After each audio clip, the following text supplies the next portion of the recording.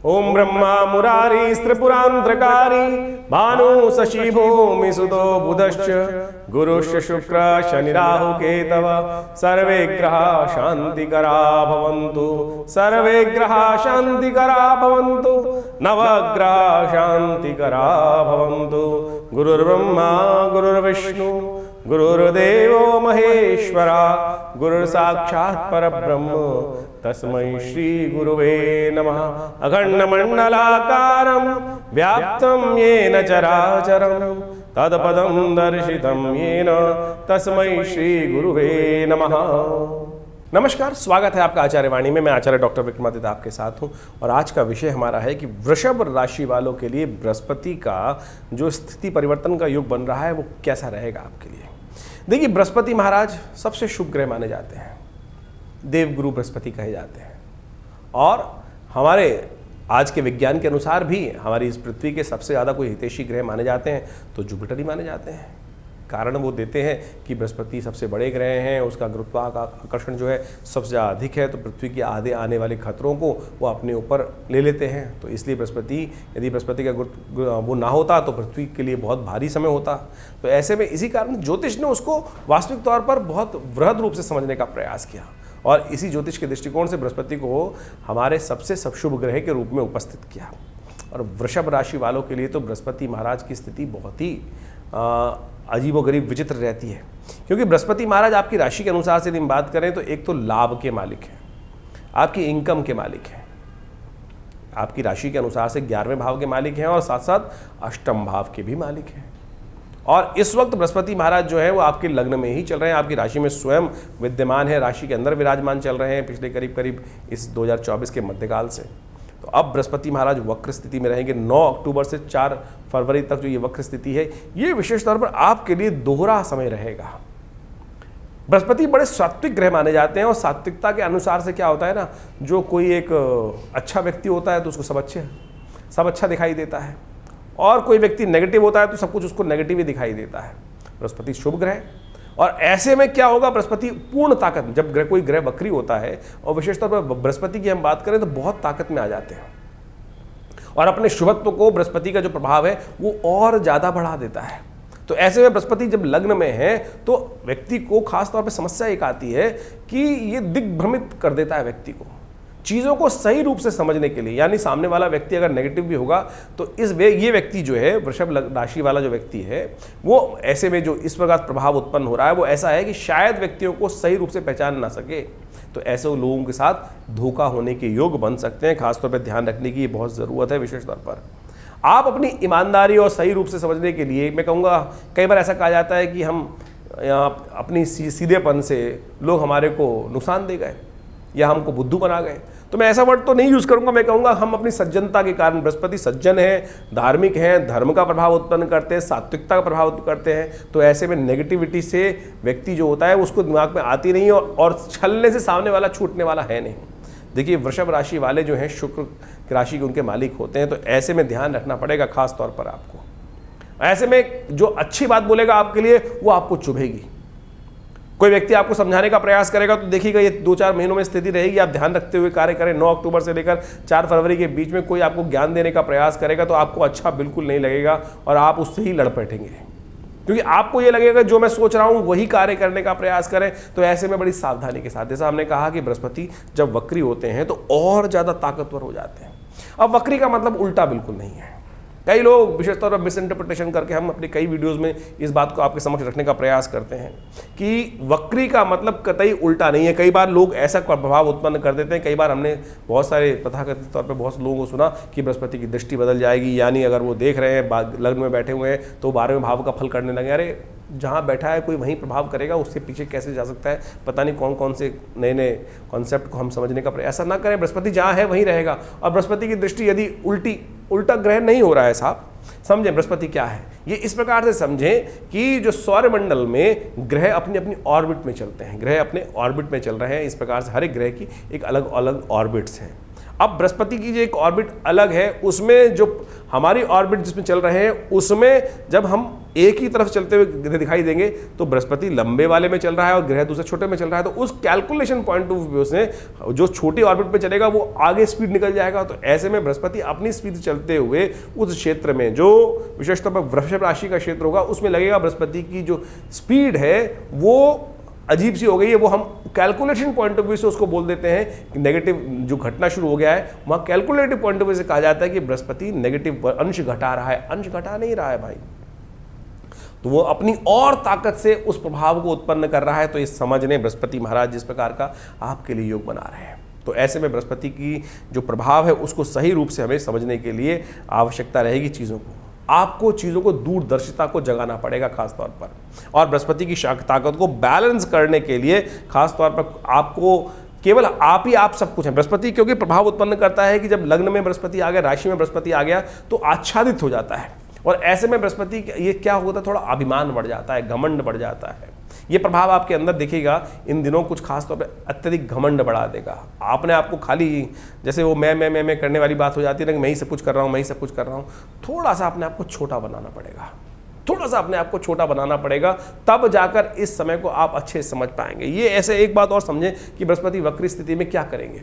कई बार क्या होता है, हम कई कार्य करके चुके होते हैं और काम पूर्ण कर लेते हैं, बहुत सारी चीज़ें पूर्ण कर लेते हैं, उसके बाद हमें लगता है कि ये कमी रह गई है, उसको हम ऐसा दोबारा कर लेते, सोच समझ के जब गाड़ी निकल जाती है तब हमको विचार आता है अगर हम इसको ऐसे कर लेते तो इसमें और ज़्यादा चीज़ों को हम अच्छी तरह से कर सकते थे, यानी ऐसे नहीं वैसे कर लेते।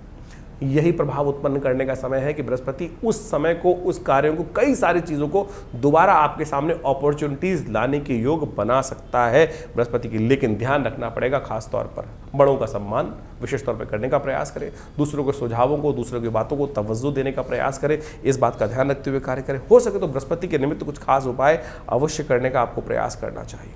ऐसे में थोड़ा शांत भाव से चीज़ों को एक्सपीरियंस करते हुए थोड़ा सा शालीनता के साथ चीज़ों को समझने का हमको प्रयास करना चाहिए। ध्यान रखिएगा विशेष तौर पर ऐसे में शनि के साथ झगड़ा मत कीजिएगा। शनि महाराज इन दिनों विशेष तौर पर आपकी राशि के दृष्टिकोण से जहाँ चल रहे हैं, अभी तो वक्री हैं, 15 नवंबर से मार्गी हो जाएंगे। ये चीज़ें आपके बेहतर करने का प्रयास करेंगे, लेकिन थोड़ा हट धर्मिता बढ़ती दिखाई दे रही है, तो उसको शांत करने की ज़रूरत है। तो बृहस्पति के सात्विक उपाय कुछ करने का प्रयास कीजिए। या देवी सर्वभूतेषु बुद्धि रूपेण संस्थिता नमस्तस्यै नमस्तस्यै नमस्तस्यै नमो नमः, इस मंत्र का जप करें। दोबारा नोट कर ले मंत्र, या देवी सर्वभूतेषु बुद्धि रूपेण संस्थिता नमस्तस्यै नमस्तस्यै नमस्तस्यै नमो नमः, इस मंत्र का नित्य प्रति जप करें। हो सके तो भगवान शंकर के मंदिर में जाकर थोड़ा केसर वाला दूध लेकर, दूध में केसर डालकर उनको थोड़ा अर्पित करने का प्रयास करें।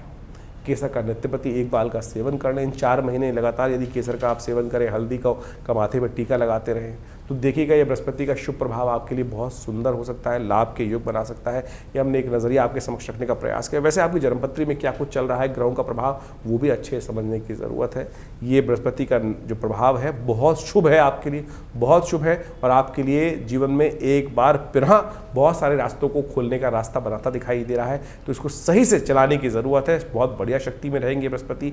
यदि आप चीज़ों को सही समझ लिए तो आपके लिए बहुत वारे न्यारे करने के अवसर आपको प्राप्त हो सकते हैं। देखिए, ग्रहों का परिवर्तन समय समय पर होता रहता है। इन सब परिवर्तनों का प्रभाव तो प्रत्यक्ष रूप से जब हम आपके समक्ष उपस्थित करते ही रहते हैं, लेकिन ये जो गोचर का परिवर्तन है, इसको विशेष तौर पर आपके मूल जन्मपत्री के साथ विचार करना बहुत ज़रूरी है। आमतौर पर यदि हम केवल गोचर के ही दृष्टिकोण से, 12 राशियों के दृष्टिकोण से ही बात करते रहेंगे, तो एक बात समझें कि वो तो केवल ऊपर से भाव पता चलेगा कि क्या किस प्रकार के रास्ते बनने हैं। लेकिन अब ये समझना पड़ेगा, इसकी स्थिति इस प्रकार से समझें कि दुनिया में हर प्रवृत्ति के लोग हैं, हर प्रकार के लोग हैं, जो कई बहुत ऊंचे स्थानों पर बैठे हैं, कई साधारण स्थानों पर बैठे हैं, कई बिल्कुल निकृष्ट स्थानों पर बैठे हैं। हर व्यक्ति अपनी अपनी जैसे सीढ़ियों के अलग अलग पायदान पर उपस्थित है। हर जितने करोड़ों अरबों लोग हैं, उनके सबके अलग अलग पायदान हैं, और उन सब पायदानों पर उनका प्रभाव गोचर पे अलग अलग प्रकार का होगा। ये ऐसा नहीं कह सकते कि ज्योतिष के दृष्टिकोण से ये जो गोचर का प्रभाव है हर व्यक्ति पर एक जैसा ही होने पड़े। आपकी जन्मपत्री में किस प्रकार के राजयोग बने हुए हैं, किस प्रकार के दरिद्र योग बने हुए हैं, किस प्रकार की दशाएं चल रही हैं, मूल जन्मपत्री के अंदर ग्रहों की अवस्था किस प्रकार की है।